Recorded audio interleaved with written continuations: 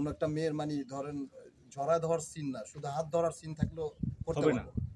মানে টোটালি হচ্ছে মানে কোনো মেয়ের সাথে কাজ করতে পারবো না, মানে মুখোমুখি দাঁড়ায় কথা বলবো সেটাও পারবো না। মানে আমার চোখে আই কন্টাক্ট হইলে ওদের কথার কোনো ভিত্তি নাই, নারীরা যেটা বলবে সেটাই, আদালতে যাক, যেখানে যাক, থানায় যাক। আমাকে যদি মানে আমার যদি মানে অনেক বড় ক্ষতিও করে ফেলে, আমি কিন্তু শিখার নামে গিয়ে মামলা করতে পারবো না। মানে ও ওয়াইফের নামে মামলা করা যাবে না। ওয়াইফ গিয়ে কিন্তু একটু কান্না করলেই কিন্তু আপনি মামলা নিয়ে নেবেন, আপনি দারোগা, আপনি বলবেন এই শালার বেটা তুই ভালো না, খারাপ।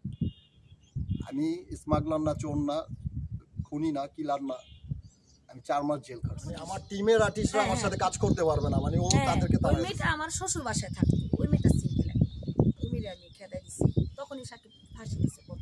ফাঁসি থেকে আমি তারে দড়ি কেটে আমি বাঁচাইছি। মানে ধাপে ধাপে ধাপে ধাপে আমার টিম মেম্বার সব চলে গেল। আমি কারোর সাথে গিয়ে এবার ধরেন আপনি কল দিচ্ছেন, আপনার সাথে আমি কাজ করতে পারবো না, এখনো আপনি কোশ্চেন করেন, পারবো না।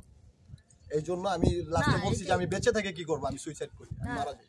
আমি গেট লক করে আমি ফ্যানের সাথে ঝুলে গেছিলাম। ঝুলে আমি প্রায় মনে হয় 15-20 সেকেন্ড বা আধা মিনিটের মতো কিন্তু ঝুলেছিলাম। ঝুলে থাকার পরে তখন আমার গেট ভাঙা, ওরাও ছিল বাইরে, গেট ভাঙা তারপর বের করে দেখে যে আমি ঝুলা রয়েছি।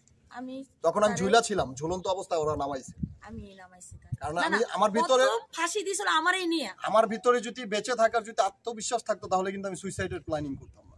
না, প্রথম ফাঁসিটা দিছে আমারই। এবার আমি দেখতেছি কি যে আমি বলছি মরমু কিসের জন্য। এরপরে আর কি জানি বলছে আমার খেয়াল নাই, তখন ওনাদের পাকের রুমের সাইডে যে আমি বসে রয়েছি, গেটটা লক করে দিল। লক করে দেওয়ার পরে ভাবছি যে কে বসে, অনেকক্ষণ পরে দেখি মানে কিরকম যেন একটা শব্দ দিতেছে। তখন বলছে আম্মা এই সাকিবে মনে ফাঁসি দিছি। আমি চিৎকার, আমরা সবাই মানে উড়ি করতেছি। তারপরে আমি যাই শর্টকাটে বলি তারে আমি দড়ি কেটে তারে আমি বাঁচাইছি। আচ্ছা, আপনি বাঁচাইলেন, একটু পিছনে যাই।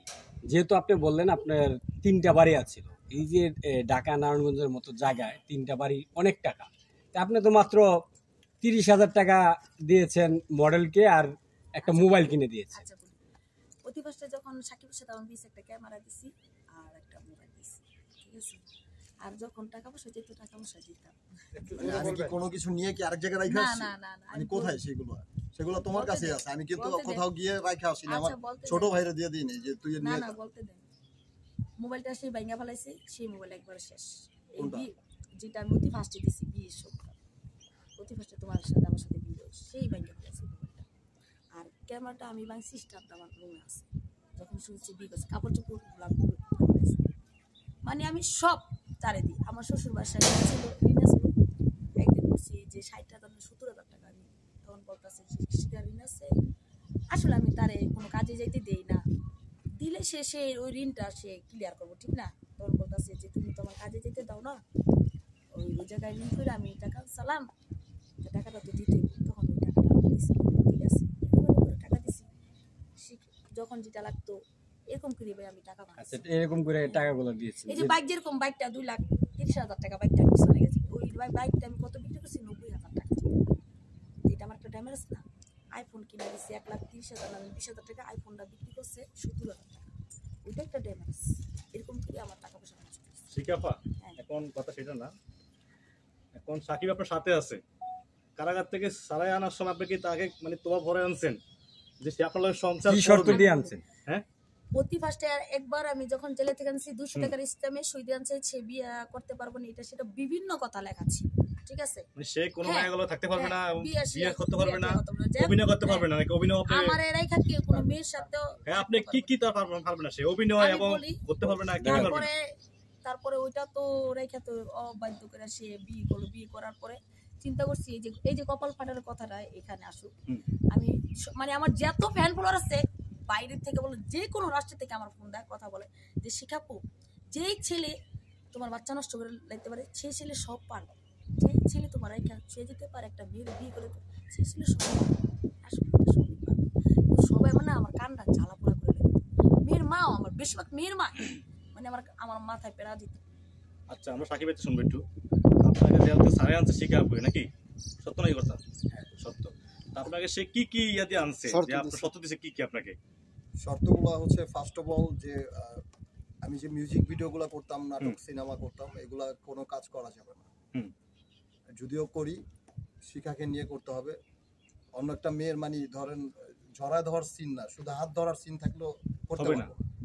মানে টোটালি হচ্ছে মানে কোনো মেয়ের সাথে কাজ করতে পারবো না, মানে মুখোমুখি দাঁড়ায় কথা বলবো সেটাও পারবো না, মানে আমার চোখে আই কন্টাক্ট হইলেই প্রবলেম। যার কারণে আমি মানে টোটালি মিডিয়া থেকে হচ্ছে এখন একটু দূরত্বে আছি। আপনি সেই সত্যগুলো কি মানছেন? কাজের থেকে সত্যগুলো কি মেনে নিচ্ছেন? অবশ্যই মাইনেই এখন আমি ওইভাবেই কাজ করতেছি। এভাবে কতদিন থাকবেন? এভাবে দেখি আল্লাহ যতদিন রাখে, যতদিন বাঁচায় রাখছে আল্লাহ।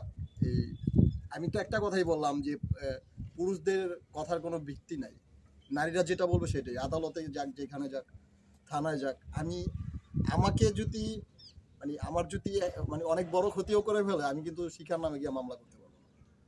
মানে ওয়াইফের নামে মামলা করা যাবে না। ওয়াইফ গিয়ে কিন্তু একটু কান্না করলেই কিন্তু আপনি মামলা নিয়ে নেবেন, আপনি দারোগা, আপনি বলবেন এই শালার বেটা তুই ভালো না, খারাপ। আমি স্মাগলার না, চোর না, খুনি না, কিলার না, আমি 4 মাস জেল খাটছি। আবার কবে যাবেন? আল্লাহ জানে, মহান আল্লাহ তাআলা জানে। তার আগের বার তো হচ্ছে একদিন আদালত থেকে ছুটে আসছি, আপোষ হয়ে আদালত থেকে ছুটে আসছি, মানে চালান হই নাই জেলে। কিন্তু এইবার হচ্ছে 4টা মাস আমার কাছে মনে হয়েছে যে একদম 4টা বছরের মতো লাগছে আমার কাছে। আমার মানে বুক ফাইটা কান্না আসে, আমি যখন জেলখানার স্মৃতিগুলো মনে করি তখন আমার মানে বুক ফাইটা ধক ফাইটা যায়, আমি বলতে পারি না, মানে এতটা খারাপ লাগে আমার কাছে। যার কারণে ও দেখা করতে গেছে, পরে বলছি যে চলে যাও, আমার সাথে দেখা করার দরকার নেই। কারণ আমি জেলখানাতে অনেক চাপের মধ্যে ছিলাম। একটা মানুষ নতুন জেলে গেলে কিন্তু অনেক বদমাশ আছে, কিন্তু অনেক জেলখানার মধ্যে অনেক বদমাশ আছে, ব্যাড রিয়েক্ট করে, যে ওই যে নায়ক আসছে জেলে, দেখো ওই যে ঘুরতে আসে, মানে এরকম অনেকেই কিন্তু কথা বলে। আর জেলখানায় 10,000 লোক থাকলে 2-3 হাজার লোক আমাকে চিনে।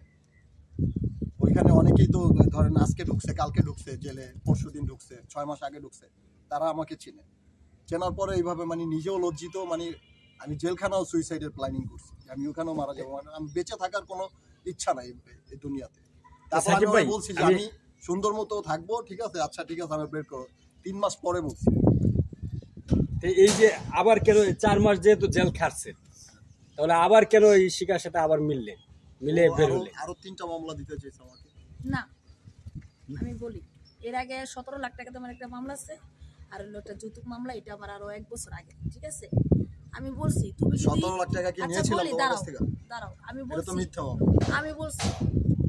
আমি বলছি যে ভাইয়া তুমি যদি আমার সাথে সংসার না করো, তাহলে তুমি কোর্টের মাধ্যমে আমার ছাইড়া দিও, আমি তোমার কাছে জেল গেটে আর আসবো না। এটা কি আমি খারাপ বলছি? আমি তো খারাপ বলিনি ভাইয়া। আমি তার পিছে দৌড়াইতে তার পিছনে আমি হরান হয়ে গেছি। একটা মানুষের যদি সংসার করতে যদি না চায়, তাহলে তো আমি জোরজবস্তি করে সংসার করতে আমি পারবো না। আমার ফ্যান ফলোয়ার, আমার ভক্তরা সবাই বলে এই কথা।